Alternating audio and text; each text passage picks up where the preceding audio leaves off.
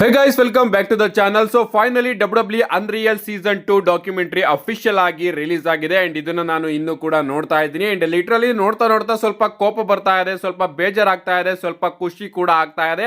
ಯಾಕಂದ್ರೆ ಆ ರೀತಿಯ ವಿಚಾರಗಳು ನನಗೆ ಗೊತ್ತಾಗ್ತಾ ಇದೆ. ಏನ್ ಹೇಳ್ಬೇಕು ಅಂತ ಗೊತ್ತಾಗ್ತಾ ಇಲ್ಲ ಗಾಯ್ಸ್. ಅಂಡ್ ಇದರಲ್ಲಿ ಕೋಡಿ ರೋಡ್ಸ್ ಹಾಗೆ ಟ್ರಿಪಲ್ ಎಚ್ ಅವರ ಲವ್ ಆಂಗಲ್ ಯಾವ ರೀತಿ ಇದೆ ಅಂದ್ರೆ ನೀವು ಕೂಡ ಕೇಳಿದ್ರಿ ಏನ್ ಮಾಡ್ತಾ ಇದಾರೆ ಗುರು ಟ್ರಿಪಲ್ ಎಚ್ ಅಂತ ಶಾಕ್ ಆಗ್ಬಿಡ್ತೀರಾ. ಅಷ್ಟೇ ಅಲ್ಲ, ಸೀಸನ್ 3 ಕೂಡ WWE ಅವರು ಅಫಿಷಿಯಲ್ ಆಗಿ ಅನೌನ್ಸ್ ಮಾಡಿದ್ದಾರೆ ಅಂಡ್ ಈ ಒಂದು ಸೀಸನ್ 3 ಅಲ್ಲಿ ಜಾನ್ ಸಿನಾ ಅವರ ಫೈನಲ್ ರನ್ ಬಗ್ಗೆ WWE ಅವರು ಪೂರ್ತಿಯಾಗಿ ಕಾನ್ಸಂಟ್ರೇಟ್ ಮಾಡ್ತಾರೆ ಅಂಡ್ ಇದು ಈ ಬಾರಿಯ ಸಮ್ಮರ್ ಟೈಮ್ ಅಲ್ಲಿ ರಿಲೀಸ್ ಆಗುತ್ತಂತೆ. ಏನೇ ಆಗಲಿ ಸೀಸನ್ 2 ಸೀಸನ್ 1 ಅಷ್ಟೊಂದೇನು ಇಂಟ್ರೆಸ್ಟಿಂಗ್ ಆಗಿಲ್ಲ, ಬಟ್ ಕೆಲವೊಂದಷ್ಟು ಸೀಕ್ರೆಟ್ ಗಳನ್ನ WWE ಅವರು ಇಲ್ಲೂ ಕೂಡ ರಿವೀಲ್ ಮಾಡಿದ್ದಾರೆ. ಆ ಎಲ್ಲಾ ಸೀಕ್ರೆಟ್ ಗಳನ್ನ ಕೂಡ ತಗೊಂಡು ಒಂದು ರೀಕ್ಯಾಪ್ ನ ಖಂಡಿತವಾಗ್ಲೂ ಕೂಡ ತಗೊಂಡು ಬರ್ತೀನಿ. ನೆಕ್ಸ್ಟ್ ಅಪ್ಡೇಟ್ ಕಡೆ ಬರೋದಾದ್ರೆ ರಾಯಲ್ ರಂಬಲ್ ನ ಸ್ಟೇಡಿಯಂ ಕನ್ಸ್ಟ್ರಕ್ಷನ್ ಎಲ್ಲಿಗೆ ಬಂತು ಅಂತ ಕೇಳಿದ್ರೆ ನೀವು ಇಲ್ಲಿ ಫೋಟೋಸ್ ಅಲ್ಲಿ ನೋಡ್ತಾ ಇರಬಹುದು. ಸೌದಿ ಅರೇಬಿಯಾದವರು ಯಾವ ರೀತಿ ಸ್ಟೇಡಿಯಂ ನ ರೆಡಿ ಮಾಡ್ತಾ ಇದ್ದಾರೆ ಅಂತ ಅಂಡ್ ಕೆನಾಪಿ ಎಲ್ಲದನ್ನು ಕೂಡ ಸೆಟ್ ಮಾಡಿದ್ದಾರೆ ಅಂಡ್ ರಿಂಗ್ ಸೈಡ್ ನ ಸೀಟ್ ಗಳನ್ನು ಕೂಡ ಈಗ ಸೆಟ್ ಮಾಡ್ತಾ ಹೋಗ್ತಾ ಇದ್ದಾರೆ. ಇದಕ್ಕಿನ್ನೂ ಕೂಡ ಲೈಟಿಂಗ್ಸ್ ನ ಆಡ್ ಮಾಡಬೇಕು. ಸ್ಟೇಜ್ ಕನ್ಸ್ಟ್ರಕ್ಷನ್ ನಡೀತಾ ಇದೆ, ಇನ್ನೂ ಕೂಡ ಪೂರ್ತಿ ಆಗಿಲ್ಲ, ಅದನ್ನು ಕೂಡ ಪೂರ್ತಿ ಮಾಡಬೇಕು. ಇನ್ನು ಉಳಿದಿರ್ತಕ್ಕಂಥದ್ದು 10 ದಿನ ಮಾತ್ರ ಅಂಡ್ ಈ 10 ದಿನದಲ್ಲಿ ಆರಾಮಾಗಿ ಎಲ್ಲದೂ ಕೂಡ ಕಂಪ್ಲೀಟ್ ಆಗುತ್ತೆ ಅಂತ ಅನ್ಕೋತೀನಿ. ಡೇ ಅಂಡ್ ನೈಟ್ ಅಲ್ಲಿ ಕೆಲಸ ಮಾಡ್ತಾರೆ ಅಂಡ್ ಇದು ಒಂದ್ ರೀತಿ ಟೆಂಪ್ರವರಿ ಸ್ಟೇಡಿಯಂ ಅಂತ ಅನ್ನಿಸ್ತಾ ಇದೆ. ಯಾಕಂದ್ರೆ WWE ರಾಯಲ್ ರಂಬಲ್ ಗೋಸ್ಕರನೇ ಅವರು ಇಡೀ ಸ್ಟೇಡಿಯಂ ನ ಬಿಲ್ಡ್ ಮಾಡಿದ್ದಾರೆ ಅಂಡ್ ರಸಲ್ ಮಿನಿಯನ್ನು ಕೂಡ ಇಲ್ಲೇ ಮಾಡಬೇಕು ಅಂತ ಏನಾದ್ರು ಪ್ಲಾನ್ ಗಿನ್ ಮಾಡ್ಕೋತಾ ಇದಾರೆ ಏನೋ ಗೊತ್ತಿಲ್ಲ. ಒಟ್ಟಿನಲ್ಲಿ ಇದನ್ನ ಅವರು ಟೆಂಪ್ರವರಿ ಬೇಸಿಸ್ ಅಂತ ಕ್ರಿಯೇಟ್ ಏನೋ ಮಾಡ್ತಾ ಇದಾರೆ, ಬಟ್ ಪರ್ಮನೆಂಟ್ ಆಗಿ ಉಳಿಸ್ಕೊಳ್ಳು ಕೂಡ ಬಹುದು. ಏನೇ ಆಗ್ಲಿ ಒಂದು ಅದ್ಭುತವಾದ ಸ್ಟೇಡಿಯಂ ನ ಇಷ್ಟು ಬೇಗ ಅವರು ಬಿಲ್ಡ್ ಮಾಡ್ತಾ ಇದ್ದಾರೆ. ನೆಕ್ಸ್ಟ್ ಅಪ್ಡೇಟ್ ಕಡೆ ಬರೋದಾದ್ರೆ ಇದಿರ್ತಕ್ಕಂಥದ್ದು ಪವರ್ ಹೌಸ್ ಆಫ್ಸ್ ಬಗ್ಗೆ. ನಿಮ್ಗೆ ಗೊತ್ತಿರಬಹುದು ಇವರು AEW ಕಂಪನಿಯ ಸೂಪರ್ ಸ್ಟಾರ್ ಅಂಡ್ ರೀಸೆಂಟ್ ಆಗಿ ಒಂದು ವಿಡಿಯೋದಲ್ಲಿ ನಾನು ನಿಮ್ಗೆ ತಿಳಿಸಿದ್ದೆ ಓಪ್ಸ್ ಅವರು AEW ಕಂಪನಿಯಿಂದ ತನ್ನ ಕಾಂಟ್ರಾಕ್ಟ್ ನ ಎಕ್ಸ್ಪೈರ್ ಮಾಡ್ಕೋತಾ ಇದ್ದಾರೆ ಅಂಡ್ ಆದಷ್ಟು ಬೇಗ ಇವರು WWE ಗೆ ಬರಬಹುದು ಅಂತ. ಯಾಕಂದ್ರೆ WWE ಯ ಕಣ್ಣು ಇವ್ರ ಮೇಲೆ ಇತ್ತು ಅಂಡ್ ಈಗ ಅಪ್ಡೇಟ್ ಗಳು ಬರ್ತಿರೋ ಪ್ರಕಾರ ಈಗಾಗಲೇ WWE ಅವರು ಓಪ್ಸ್ ಅವರಿಗೆ ತನ್ನ ಕಾಂಟ್ರಾಕ್ಟ್ ನ ಕೊಟ್ಟಿದೆಯಂತೆ ಅಂಡ್ ರಾಯಲ್ ರಂಬಲ್ ಅಲ್ಲಿ WWE ಅವರು ಇವರ ಎಂಟ್ರಿನ ಪ್ಲಾನ್ ಮಾಡ್ತಾ ಇದಾರಂತೆ. ಏನೇ ಆಗ್ಲಿ ಇಷ್ಟು ಬೇಗ ಕಾಂಟ್ರಾಕ್ಟ್ ನೇ ಆಫರ್ ಮಾಡಿ ರಾಯಲ್ ರಂಬಲ್ ಗೆ ಇವ್ರನ್ನ ಆಗ್ಲೇ WWE ಅವರು ಪ್ಲಾನ್ ಮಾಡ್ತಾ ಇದ್ದಾರೆ. ಸೊ ಪವರ್ ಹೌಸ್ ಓಪ್ಸ್ ಅವರು ನಮಗೆ ರಾಯಲ್ ರಂಬಲ್ ಅಲ್ಲಿ ನೋಡೋದಕ್ಕೆ ಸಿಗಬಹುದು. ನೆಕ್ಸ್ಟ್ ಅಪ್ಡೇಟ್ ಕಡೆ ಬರೋದಾದ್ರೆ ಇದಿರ್ತಕ್ಕಂಥದ್ದು ನಮ್ಮ ಫಿನಾಮಿನಲ್ ಒನ್ ಏಜ್ ಸ್ಟೈಲ್ ಅವರ ಬಗ್ಗೆ. ನಿಮಗೆ ಗೊತ್ತಿರಬಹುದು ಏಜ್ ಸ್ಟೈಲ್ ಹಾಗೆ ಗಂತರ್ ಅವರ ನಡುವೆ WWE ಅವರು ರಾಯಲ್ ರಂಬಲ್ ಗೆ ಅಫಿಷಿಯಲ್ ಆಗಿ ಮ್ಯಾಚ್ ನ ಕನ್ಫರ್ಮ್ ಮಾಡಿದ್ದಾರೆ. ಒಂದು ಟ್ವಿಸ್ಟ್ ಏನಪ್ಪಾ ಅಂದ್ರೆ ಈ ಒಂದು ಮ್ಯಾಚ್ ಅಲ್ಲಿ ನಮ್ಮ ಏಜ್ ಸ್ಟೈಲ್ ಅವರ ಕರಿಯರ್ ಆನ್ ದ ಲೈನ್ ಇದೆ ಅಂಡ್ ಈಗ ಸ್ವಲ್ಪ ಜನ ಹೇಳ್ಬಹುದು ಓಕೆ ರಾಯಲ್ ರಂಬಲ್ ಅಲ್ಲೇ ಏಜ್ ಸ್ಟೈಲ್ ಅವರು ಏನಾದ್ರು ರಿಟೈರ್ಡ್ ಆಗ್ತಾರಾ ಅಂತ.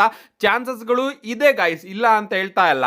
ಒಂದು ಫುಲ್ ಸರ್ಕಲ್ ಮೂವ್ಮೆಂಟ್ ನ ಕೊಡೋದಕ್ಕೆ WWE ಅವರು ಈ ರೀತಿ ಪ್ಲಾನ್ ಮಾಡಬಹುದು. ಯಾಕಂದ್ರೆ ಏಜ್ ಸ್ಟೈಲ್ ಅವರ WWE ಡೆಬ್ಯೂ ಕೂಡ ನಮಗೆ ರಾಯಲ್ ರಂಬಲ್ ಅಲ್ಲೇ ನೋಡೋದಕ್ಕೆ ಸಿಕ್ಕಿತ್ತು, ಅದು ಕೂಡ 2016ರ ರಾಯಲ್ ರಂಬಲ್ ಅಲ್ಲಿ. ಸೊ ಈ ಬಾರಿ 2026ರ ರಾಯಲ್ ರಂಬಲ್ ಗೆ 10 ವರ್ಷ ಕಂಪ್ಲೀಟ್ ಆಗುತ್ತೆ ಏಜ್ ಸ್ಟೈಲ್ ಅವರಿಗೆ WWE ಕಂಪನಿಯಲ್ಲಿ. ಅದಕ್ಕೋಸ್ಕರ ಒಂದು ಫುಲ್ ಸರ್ಕಲ್ ಮೂವ್ಮೆಂಟ್ ನ ಮಾಡೋದಕ್ಕೆ ರಾಯಲ್ ರಂಬಲ್ ಅಲ್ಲೇ ಏಜ್ ಸ್ಟೈಲ್ ಅವರು ರಿಟೈರ್ಡ್ ಆಗಬಹುದು. ಬಟ್ ನನ್ನ ಪ್ರಶ್ನೆ ಏನಪ್ಪಾ ಅಂದ್ರೆ ಈ ಬಾರಿ ರಾಯಲ್ ರಂಬಲ್ ಸೌದಿ ಅರೇಬಿಯಾದಲ್ಲಿ ಆಗ್ತಾ ಇದೆ.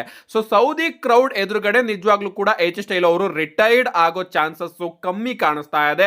ಸೊ WWE ಅವರು ಪ್ರಾಬಬ್ಲಿ ಏಜ್ ಸ್ಟೈಲ್ ಆಗಿ ಗಂತರ್ ಅವರ ಮ್ಯಾಚ್ ನ ರಸಲ್ ಮೇನಿಯಾ ತನಕ ಡ್ರ್ಯಾಗ್ ಮಾಡಬಹುದು ಅಂತ ಅನ್ಸುತ್ತೆ. ರೀಸೆಂಟ್ ಆಗಿ ವಿಡಿಯೋದಲ್ಲಿ ನಾನು ಇದನ್ನೇ ಪಾಯಿಂಟ್ ಔಟ್ ಮಾಡಿದ್ದೆ. ಗಂತರ್ ಹಾಗೆ ಏಜ್ ಸ್ಟೈಲ್ ಅವರ ನಡುವೆ ಇದು 2ನೇ match and I think 3 match ಗೆ WWE ಅವರು ನಿಲ್ಲಿಸ್ತಾರೆ ಅಂತ ಅನ್ಕೋತೀನಿ ಅಂಡ್ ಈ ಒಂದು ಮ್ಯಾಚ್ ಅಲ್ಲಿ ಹೇಗಾದ್ರೂ ಮಾಡಿ ನಮ್ಮ ಏಜ್ ಸ್ಟೈಲ್ ಅವರು ವಿನ್ ಆಗಬಹುದು. ಅದಾದ್ಮೇಲೆ ರಾಯಲ್ ರಂಬಲ್ ಮ್ಯಾಚ್ ಒಳಗಡೆನೆ ಏಜ್ ಸ್ಟೈಲ್ ಹಾಗೆ ಗಂತರ್ ಇಬ್ರು ಕೂಡ ನೋಡೋದಕ್ಕೆ ಸಿಕ್ಕಿ ಅಲ್ಲೂ ಕೂಡ ಇವರ ಫ್ಯೂಡ್ ಕಂಟಿನ್ಯೂ ಆಗಬಹುದು ಅಂಡ್ ಈ ಒಂದು ಫ್ಯೂಡ್ ನ WWE ಅವರು ರಸಲ್ ಮೇನಿಯಾ ತನಕ ಡ್ರ್ಯಾಗ್ ಮಾಡ್ಕೊಂಡು ಕರ್ಕೊಂಡು ಹೋಗಬಹುದು ಅಂಡ್ ರಸಲ್ ಮೇನಿಯಾದಲ್ಲಿ ಏಜ್ ಸ್ಟೈಲ್ ಅವರನ್ನ WWE ಅವರು ಗಂತರ್ ಅವರ ಕೈಯಲ್ಲಿ ರಿಟೈರ್ಡ್ ಕೂಡ ಮಾಡಿಸಬಹುದು. ಅಥವಾ WWE ಅವರು ಏನಾದ್ರು ರಸಲ್ ಮೇನಿಯಾದಲ್ಲಿ ಬ್ರಾಕ್ ಲೆಸ್ನರ್ ಆಗಿ ಗಂತರ್ ಅವರ ಮ್ಯಾಚ್ ನ ಪ್ಲಾನ್ ಮಾಡಿದ್ರೆ ಅದಕ್ಕಿಂತ ಮುಂಚೆನೆ ಗಂತರ್ ಅವರು ಏಜ್ ಸ್ಟೈಲ್ ಅವರನ್ನ ರಿಟೈರ್ಡ್ ಮಾಡಬಹುದು. ಏನೇ ಆಗ್ಲಿ ಚಾನ್ಸಸ್ ಗಳು ಖಂಡಿತವಾಗ್ಲೂ ಕೂಡ ಇಲ್ಲ, 0% ಅಂತ ಹೇಳೋದಕ್ಕಾಗೋದಿಲ್ಲ. ಯಾಕಂದ್ರೆ royal rumble full circle movement ನಮಗೆ ನೋಡೋದಕ್ಕೆ ಸಿಗ್ತಾ ಇದೆ. ಅಷ್ಟೇ ಅಲ್ಲ, ಸೆಪ್ಟೆಂಬರ್ ತಿಂಗಳಲ್ಲಿ ಒಂದು ಅಪ್ಡೇಟ್ ಬಂದಿತ್ತು, ನಾನು ಕೂಡ ಇದನ್ನ ಕವರ್ ಮಾಡಿದ್ದೆ. ಏಜ್ ಸ್ಟೈಲ್ ಅವರ ಕಾಂಟ್ರಾಕ್ಟ್ 2026ರ ಫೆಬ್ರವರಿ ತಿಂಗಳಲ್ಲಿ ಎಕ್ಸ್ಪೈರ್ ಆಗ್ತಾ ಇದೆ ಅಂತ. ಸೊ ಫೆಬ್ರವರಿ ತಿಂಗಳಲ್ಲಿ ಎಕ್ಸ್ಪೈರ್ ಆಗ್ತಾ ಇದ್ರೆ ರಾಯಲ್ ರಂಬಲ್ ಫೆಬ್ರವರಿಯ ಮೊದಲ ದಿನದಲ್ಲಿ ಇದೆ. ಸೊ ಅಲ್ಲೇ ಪ್ರಾಬಬ್ಲಿ ಏಜ್ ಸ್ಟೈಲ್ ಅವರು ರಿಟೈರ್ಡ್ ಆಗಿ ತನ್ನ WWE ಕರಿಯರ್ ನ ರೆಸ್ಲಿಂಗ್ ಕರಿಯರ್ ನ ಎಂಡ್ ಕೂಡ ಮಾಡ್ಕೋಬಹುದು. ಬಟ್ ನನ್ನ ಪ್ರಶ್ನೆ ಸೌದಿ ಅರೇಬಿಯಾದ ಕ್ರೌಡ್ ಮುಂದೆ ಟ್ರಿಪಲ್ ಎಚ್ ಅವರು ಈ ರೀತಿ ವಿಚಾರನ ಪ್ಲಾನ್ ಮಾಡ್ತಾರ ಅಂತ. ಸೊ ಅದಾಗೋದಿಲ್ಲ ಅಂತ ಅನ್ಕೋತೀನಿ. ಏಜ್ ಸ್ಟೈಲ್ ಆಗಿ ಗಂತರ್ ಅವರ ನಡುವೆ 3ನೇ ಬಾರಿ ಮ್ಯಾಚ್ ನೋಡೋದಕ್ಕೆ ಸಿಗುತ್ತೆ ಅಂಡ್ ಫೈನಲಿ ಅಲ್ಲಿ ಏಜ್ ಸ್ಟೈಲ್ ಅವರು ರಿಟೈರ್ಡ್ ಆಗಬಹುದು ಅಂಡ್ ಮೊದಲನೇ ಬಾರಿ ಗಂತರ್ ಅವರು ಗೆದ್ದಿದ್ದಾರೆ, 2ನೇ ಬಾರಿ ಪ್ರಾಬಬ್ಲಿ ಏಜ್ ಸ್ಟೈಲ್ ಅವರು ಗೆಲ್ತಾರೆ ಅಂಡ್ 3ನೇದಾಗಿ ಲಾಸ್ಟ್ ಆಗಿ ನಮ್ಮ ಗಂತರ್ ಅವರು ಕೂಡ ತನ್ನ ಕರಿಯರ್ ನ ಆಂದೋಲನ ನೀಡಬಹುದು ಅಂಡ್ ಏಜ್ ಸ್ಟೈಲ್ ಅವ್ರಿಗೂ ಕೂಡ ಫೋರ್ಸ್ ಮಾಡಬಹುದು, ನೀನ್ ಈ ಒಂದು ಮ್ಯಾಚ್ ಅಲ್ಲಿ ಏನಾದ್ರು ಸೋತ್ರೆ WWE ಕಂಪನಿಯಿಂದ ರಿಟೈರ್ಡ್ ಆಗಬೇಕು, ನಾನೇನಾದ್ರು ಏನಾದ್ರೂ ಸೋತ್ರೆ ನಾನು ಈ ಒಂದು ಕಂಪನಿಯಿಂದ ಹೊರಗಡೆ ಹೋಗ್ತೀನಿ ಅಂತ. ಅಂಡ್ ಹಂಗೆ ಫೈನಲಿ 3ನೇ ಬಾರಿ ಇವರ ಮ್ಯಾಚ್ ನೋಡೋದಕ್ಕೆ ಸಿಕ್ಕಿ ಅಲ್ಲಿ ಗಂತರ್ ಅವರು ಏಜ್ ಸ್ಟೈಲ್ ಅವ್ರನ್ನ ರಿಟೈರ್ಡ್ ಮಾಡಬಹುದು. ನಿಮ್ಗೆ ಅನ್ಸುತ್ತೆ ಗೈಸ್, ಏಜ್ ಸ್ಟೈಲ್ ಅವರ ರಿಟೈರ್ಮೆಂಟ್ ಎಲ್ಲಿ ನೋಡೋದಕ್ಕೆ ಸಿಗುತ್ತೆ? ನಿಮ್ಮ ಅನಿಸಿಕೆನ ಕಮೆಂಟ್ ಮಾಡಿ. ನೆಕ್ಸ್ಟ್ ಅಪ್ಡೇಟ್ ಕಡೆ ಬರೋದಾದ್ರೆ ಇದಿರ್ತಕ್ಕಂಥದ್ದು ಡೀಮನ್ ಫಿನ್ ಬ್ಯಾಲರ್ ಬಗ್ಗೆ. ನಿಮ್ಗೆ ಗೊತ್ತಿರಬಹುದು, ತುಂಬಾ ಜನ ಕಾಯ್ತಾ ಇದ್ದೀರಾ ಫಿನ್ ಬ್ಯಾಲರ್ ಅವರು ತನ್ನ ಡೀಮನ್ ಪರ್ಸೋನನ್ನ ತಗೊಂಡು ಬರ್ಲಿ ಅಂತ. ಇನ್ ಸ್ವಲ್ಪ ಜನ ನೆನ್ನೆ ಮಂಡಿನೇ ಇಟ್ಟಿರೋ ರಿವ್ಯೂ ವಿಡಿಯೋದಲ್ಲಿ ಕಮೆಂಟ್ ಮಾಡಿದ್ರು, ಬ್ರೋ ಡೀಮನ್ ಫಿನ್ ಬ್ಯಾಲರ್ ಏನಾದ್ರೂ ಬಂದಿದ್ರೆ 100% CM ಪಂಕ್ ಅವ್ರನ್ನ ಸೋಲಿಸಿ ಹೊಸ ಚಾಂಪಿಯನ್ ಆಗಿರೋರು ಅಂತ. ನನಗೂ ಕೂಡ ಆಸೆ ಡೀಮನ್ ಫಿನ್ ಬ್ಯಾಲರ್ ಅವ್ರನ್ನ ನೋಡೋದಕ್ಕೆ. ಬಟ್ ಗೈಸ್, ಸ್ವಲ್ಪ ಖುಷಿ ಕೊಡ್ಲಾ ನಿಮಗೆ, ಅದೇನಪ್ಪಾ ಅಂದ್ರೆ ಆದಷ್ಟು ಬೇಗ ನಮಗೆ ಡೀಮನ್ ಫಿನ್ ಬ್ಯಾಲರ್ ಅವರ ರಿಟರ್ನ್ ನೋಡೋದಕ್ಕೆ ಸಿಗುತ್ತೆ. ಯಾಕಂದ್ರೆ ಒರಿಜಿನಲ್ ಆಗಿ WWE ಅವರು ಸಮ್ಮರ್ ಸ್ಲಾಮ್ ಅಲ್ಲೇನೆ ಡೀಮನ್ ಬ್ಯಾಲರ್ ಹಾಗೆ ಡಾಮಿನಿಕ್ ಮಿಸ್ಟೀರಿಯೋ ಅವರ ಮ್ಯಾಚ್ ನ ಪ್ಲಾನ್ ಮಾಡಿದ್ರಂತೆ. ಬಟ್ ಯಾವುದೋ ಒಂದು ವಿಚಾರಕ್ಕೆ ಆ ಒಂದು ಮ್ಯಾಚ್ ನ ಸ್ಕ್ರಾಪ್ ಮಾಡಲಾಯಿತು. ಅಂಡ್ ಮತ್ತೊಮ್ಮೆ WWE ಅವರು ಡಾಮಿನಿಕ್ ಮಿಸ್ಟೀರಿಯೋ ಹಾಗೆ ಫಿನ್ ಬ್ಯಾಲರ್ ಅವರ ಮ್ಯಾಚ್ ನ ರಸಲ್ ಮೇನಿಯಾಗೆ ಪ್ಲಾನ್ ಮಾಡಬಹುದು ಅಂತ ಅಪ್ಡೇಟ್ ಗಳು ಬರ್ತಾ ಇದೆ. ಅಂಡ್ ರಸಲ್ ಮೇನಿಯಾದಲ್ಲಿ ಏನಾದ್ರೂ ಡಾಮಿನಿಕ್ ಮಿಸ್ಟೀರಿಯೋ ಹಾಗೆ ಫಿನ್ ಬ್ಯಾಲರ್ ಅವರ ಮ್ಯಾಚ್ ಆದ್ರೆ ಅಲ್ಲಿ ನಮಗೆ ಡೀಮನ್ ಬ್ಯಾಲರ್ ಅವರ ರಿಟರ್ನ್ ನೋಡೋದಕ್ಕೆ ಸಿಗಬಹುದು. ಮಂಡೇ ನೈಟ್ ರಾ ಅಲ್ಲಿ ಪ್ರಿನ್ಸ್ ಫಿನ್ ಬ್ಯಾಲರ್ ಅವರ ರಿಟರ್ನ್ ನೋಡೋದಕ್ಕೆ ಸಿಕ್ಕಿತ್ತು. ಅಂಡ್ ಅದರಿಂದನೇ ಬ್ಯಾಕ್ ಕ್ಲಾಶ್ ಗಳು ಈಗ ನಮಗೆ ನೋಡೋದಕ್ಕೆ ಸಿಗುತ್ತೆ.